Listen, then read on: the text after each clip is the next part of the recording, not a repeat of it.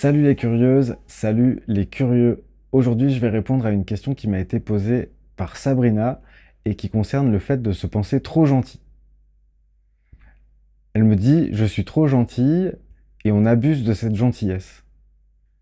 J'aimerais apporter un angle de vue différent sur celui que Sabrina a sur sa vie. C'est pas le seul angle possible, mais ça fait partie des possibilités. Il y a dans cette certitude d'être trop gentil quelque chose qui détermine une vérité quasi immuable.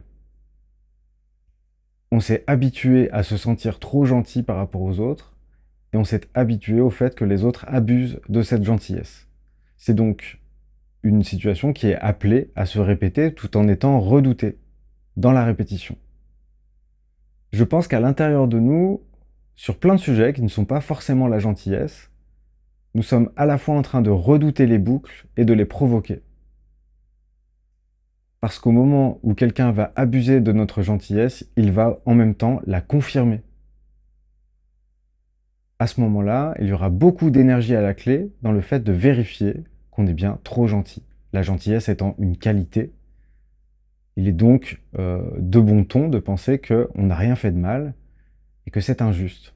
C'est une lecture possible. Et bien entendu, il existe des situations où on peut ressentir que les autres sont méchants à notre égard. Et je ne doute pas que ce soit le cas.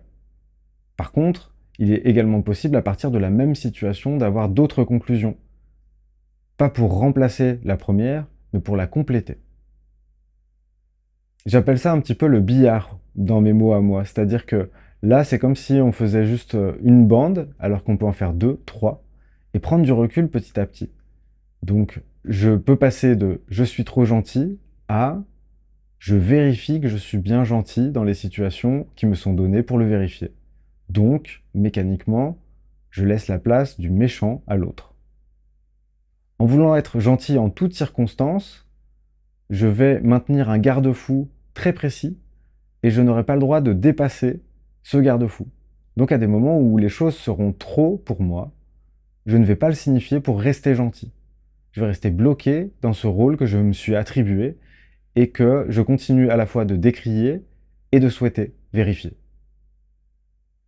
Cette gentillesse, ce n'est pas un défaut, mais simplement, si c'est l'unique possibilité, alors il n'y a plus de choix, il n'y a plus de libre arbitre dans le comportement de la personne qui est trop gentille et qui est persuadée de l'être et qui veut défendre cette situation. Donc, à ce moment-là, on ne se connaît pas dans sa version méchante. On ignore les moments où un brin de méchanceté vient frapper à la porte, on laisse la porte fermée, on étouffe la voix et on ne veut pas entendre cet élan qu'on aurait à être méchant à des moments. Ou à dire juste simplement c'est assez, et à encourir le risque, même si on n'est pas méchant selon nous, que l'autre prenne ça pour de la méchanceté. On s'offre beaucoup de possibilités de vérifier notre gentillesse, mais on ne s'en laisse aucune pour changer la donne, s'offrir un autre visage, prendre le risque d'être le méchant de la situation que l'on vit, que l'autre traduise ça comme une attaque, parce que pour une fois, on se permet de dire nos limites. J'espère que Sabrina, tu ne prendras pas mal ce que je suis en train de te dire, mais si jamais, d'aventure, tu te sentais pointé du doigt, si tu sentais quelque chose d'agressif de ma part, je pense que tu serais simplement en train de faire une boucle sur le même sujet. Tu me ferais jouer le rôle du méchant et tu garderais le rôle de la gentille.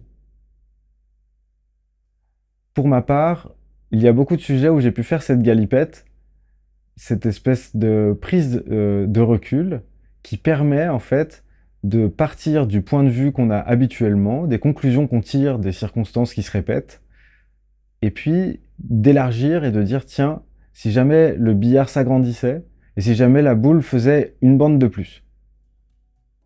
Et qu'est-ce que ça donnerait si je dézoomais?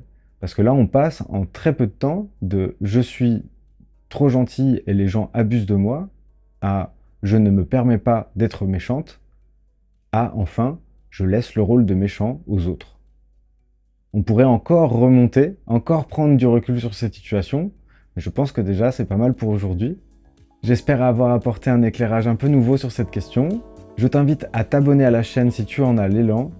Je t'invite à réagir dans les commentaires. Et surtout, n'oublie pas, la curiosité est un joli défaut. Salut!